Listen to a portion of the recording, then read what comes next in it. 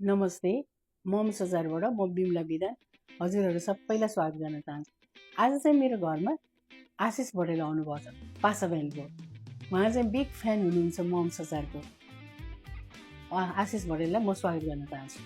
Thank you anti, thank you so much. हाम्रो Bimala anti भन्छु म।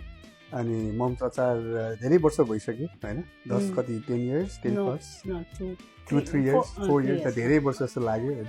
अब 4 वर्ष भइसक्यो खाइरहेको, एकदमै स्वादिलो होइन। मलाई मेरो फेभरेट चाहिँ तामा अचार र डल्ले खुर्सानीको अचार।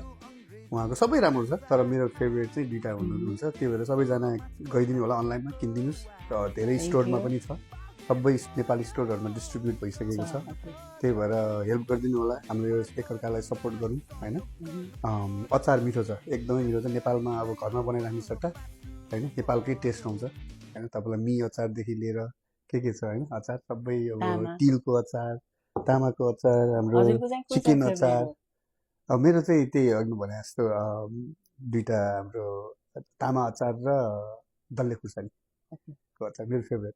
त्यही भएर धेरैलाई मैले धेरै साथीहरूलाई खुवाउँदा पनि देयर सेम भन्छ, त्यही कुरा भन्छ। त्यही भएर त्यो दुईवटा चाहिँ फेभरेट हो।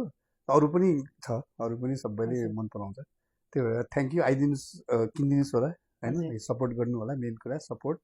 अनि किराना पसल, युनाइटेड बजार, नमस्ते मार्केट, धेरै विभिन्न लोकेसनमा छ।